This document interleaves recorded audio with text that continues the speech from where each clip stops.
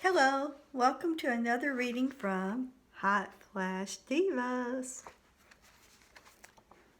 I'm going to do my best to read this today. I had oral surgery yesterday. Chapter 41, New Furniture Warming Party. It was Thursday, and all the divas planned to gather at my house after work for an all-night party to celebrate the final unpacking and delivery of the last of my new furniture. In reality, it was an excuse to hang out and escape the mundane. The delivery and assembly of the new guest bed set and the day bed for my office was complete. My friends told me not to purchase any bed linen items because they would be bringing gifts. We all agreed to take a day of vacation on Friday so we could move like snails and ooze into the next day. Letitia's son Dante stayed the night with his grandmother, who would drive him to school the next day. Cat lived with 4 generations in one household, so Jack was in good hands. Gina cleaned the litter box and put out extra cat food and water for her 2 4-legged kids. Chili bubbled in the crock pot, infusing the air with a spicy scent. All of us divas are addicted to spicy foods. Tiny corn muffins laced with jalapenos, baked in the oven, plastic-covered bowls of shredded cheddar cheese, Fritos, and crackers occupied the center of the dining table. Salsa and other dips sat at the ready. One kitchen counter contained glasses, a blender, margarita mix, tequila, a bottle of each lady's favorite wine, and of course, a large chilled pitcher of sweet tea. For dessert, I had 3 different ice creams, along with all the fixings for sundaes and a sample pack of cheesecake slices. All diets were on suspension for 48 hours. Buffy knew something exciting was about to happen. She raced around and pranced at my feet as I rushed to get everything ready. Cat was the first one to arrive. This wasn't a surprise. Like me, she was always early. Buffy bounced with delight. Cat dropped to one knee and crooned as she scratched behind her ears. "It smells wonderful in here. I could almost eat the air." "Where do you want my bag?" Cat asked, looking around. She was the only diva who hadn't been to my new house yet. Her grandmother's recent bout with the flu and a week of training had kept her busy. Since her nene had made a full recovery, Cat could relax and enjoy the evening. "Follow me. I thought I'd put you in here." I gestured toward the wrought iron white day bed. Cat was tiny and would fit best on the bed. "You also have access to the computer in here." "The design is great." She walked over and ran her hands over the daybed's smooth surface. "I love it." Letitia will sleep in here. I motioned her into the room next door. "This is the bathroom you'll share with her. And Gina and I will sleep in my room." Cat smiled as her eyes traveled up. "So this is the famous blue sky ceiling." I gave her a quick tour of the rest of the house. She excused herself and returned to her car for the rest of her things. Letitia followed Cat in the door, pulling a wheeled overnighter. "Yum! Is that cornbread I smell?" "Yep." "I can't wait. Where am I sleeping?" "I'll show you," said Cat, giving her a hug. Letitia looked down at Buffy. "Well, hello, baby girl. Let me put the suitcase away and I'll love you all over." Buffy made little whining sounds and pranced alongside. The doorbell rang again. Buffy barked and raced back and forth between the guest rooms and the front door. Poor dog, she doesn't know which way to go, I thought. When I opened the door, there was Gina, a broad grin on her face. "I'm so ready for this. It's been the week from hell. Did you get the margarita mix?" "Yes, it's in the kitchen. Come on, you're bunking with me." Gina sang a tune about blue skies all the way to the bedroom. She plopped her case on a luggage rack I had set up in the corner. "That chili smells so good." Gina rubbed her hands together with anticipation. Letitia walked in with Cat trailing behind. "You've got that right. I'm starving." Everyone hugged and then scattered. The others back to their cars for more things, me to check on the corn muffins. I moved the sauce and chips to a convenient spot and returned to find Cat's head in the fridge. "Can I help you find something?" I leaned against the counter, trying to remember if I'd put out the sour cream. "Nope, hot flash, I'll be out in a minute." I laughed. I've done that very same thing, only I used the freezer. "Good idea." She extracted her head close to the fridge side of my side-by-side and opened the freezer. 5 minutes later, she removed her head and closed the door. Letitia walked into the kitchen and plopped her hands on her hips. "Cat, why are your glasses fogged up like that?" Cat pulled them off and wiped them on the tail of her blouse. Hot flash. "What?" Letitia had her head weaving thing going. "I had my head in the freezer." Cat replaced her glasses. "Oh, I get it. I wonder what women do when they have freezers on the bottom." Gina walked in. "They do like me, get on their knees and say a few Hail Marys while they're down there." After we each had a margarita and some chips and salsa, we filled bowls with steaming chili and sat around the dining table. "Pass those corn muffins. They're calling my name," said Letitia. After 10 minutes of eating, interrupted only by exclamations of oral ecstasy, Letitia asked, "What's going on with that formaldehyde sniffer?" She popped a mini corn muffin in her mouth and chewed. "Strange you should ask. I just received a letter from Todd today." All spoons paused as the lady stared at me. The tick of the mantel clock seemed loud in the ensuing silence. Gina pinned me with a tell-all look. "And?" I sprinkled more Fritos on my chili. "I don't know. I haven't had time to open it. I'll look at it after dinner, but before dessert." "Good timing," said Gina. "I want to be sober enough to understand it." She shoved a spoonful of steaming chili in her mouth. Waving her hand in front of her face, she grabbed her iced tea and gulped. Cat frowned as she pushed up her glasses. "Why is he writing you?" "Who knows? But for now, I want to enjoy dinner and my company." After the meal, the ladies made an efficient team as they cleaned up while I stored leftovers. Letitia poured a glass of wine and leaned against the counter. "What's for the dessert?" "We just ate," said Cat. I couldn't stuff another thing in my mouth at this moment. "Ice cream sundaes and cheesecake. Let's get what we want to drink and meet in the living room in 5 minutes, I suggested. Once in the bedroom, I slipped Todd's letter out of a drawer, scooted into the bathroom, and locked the door behind me.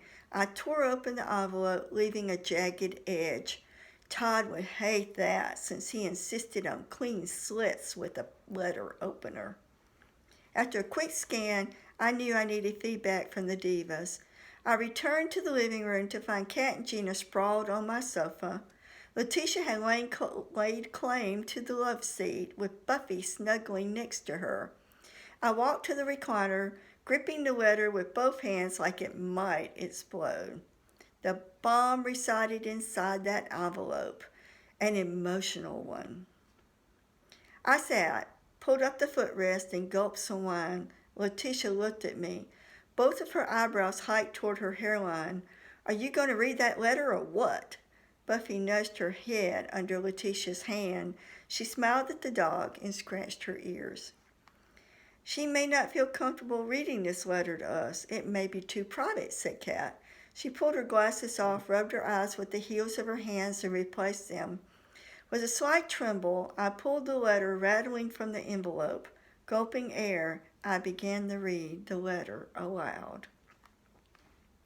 "Dear Phoenix, I'm sure you're probably shocked to be receiving a letter from me. Mom and I have talked a lot since the divorce. I appreciate you maintaining a relationship with her. You're the daughter she never had, and she loves you. Also, thanks for talking her into getting that damn dog of hers neutered. She would never listen to me about that perverted mutt. I'm not writing to you about the dog, but us. I know what I did was wrong. I'm sorry. I was just so angry about being left alone all the time. Mom's helped me to realize that I got a dose of what you endured for years. I don't know how you put up with it. I miss you. It's so lonely in the house, and there's no one here for me to talk to about my day or to advise me. Mom does what she can. I've been dating since the divorce, and it's become clear no one can fill your place in my life. I know we have some issues to resolve. If you can forgive me and you are willing to make the changes I need, I'm willing to go to counseling to see if we can mend our broken relationship. Please contact me and let me know your decision. Todd. Everyone sucked in a breath. It felt like all the oxygen left the room. Think of it this way, ladies. Karma kicked his butt. Read it again, said Kat, as she shifted to sit lotus style. After I had finished the second reading, Letitia said, "Sounds to me like he wants his private therapist back. I bet he hasn't told his mother about the affairs. That twit has balls the size of BBs. Bingo! I pointed a finger in her direction. I bet she doesn't know that Frank shot at Todd either. You didn't tell her? Gina looked shocked, judging by the way her mouth was hanging open. I would have told her about the women and the assassination attempt. I'm not Sicilian, Gina. Besides, I didn't want to hurt Joyce. She hasn't done anything but love and support me. If she finds it out, it needs to come from elsewhere. That's true. She ran her hands through her unruly curls. What I don't like, said Kat, was the part of the letter where he said, make the changes that I need. What does that mean? I shrugged. Gina morphed into lawyer mode. What's your plan? Are you going to go do counseling with him? Please, give me a little credit for having a brain left in my head. It's August and he's just now claiming to come to his senses? I held up a finger. First, he rationalized that his cheating was because he felt lonely and abandoned. In other words, he's blaming me. I was home alone for 19 years and didn't screw around on him. Amen, sister, said Letitia, pumping her fist to the ceiling. I held up the letter. He all but said he's writing, not because he loves me, but because the house is empty and he misses having his personal living therapist. I noticed he signed the letter with Todd, not Love Todd. You go, girl, said Letitia. I was on a roll, out of the chair, pacing in front of them. He has the audacity to write that I have to make all the concessions for him to be willing to take me back? Hell, I don't want him back. Hallelujah, Letitia clapped. I've had more fun this last month than I've had the last 16 years of my marriage to that low-life, cheating, workaholic, philandering, recliner-sitting, television-addicted, womanizing, buffet-loving creep. Don't forget corpse-loving, added Letitia. The divas leaped to their feet, clapping and cheering. I reached for my glass of wine and held it aloft. Here's to freedom from assholes and the hot flash divas. The hot flash divas, we chorused and clinked glasses.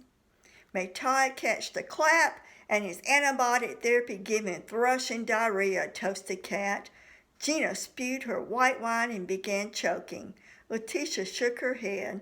Only a nurse would make a toast like that. Gina grinned as she swirled her wine. What would you toast? May his car loan for the Corvette he's trying to buy fall through, toasted Letitia. I put down my wine. Todd is trying to buy a penis extension? What color? Cherry red, I think. Letitia shook her head. I don't handle car loans. Don't know what makes him think he can get a car loan when his mama had to co-sign for his house. We all laughed and drank more wine. I feel better. Time to celebrate with dessert, I announced. And presents, said Gina. Letitia waved a DVD case. After that, I brought a great movie. Scene break.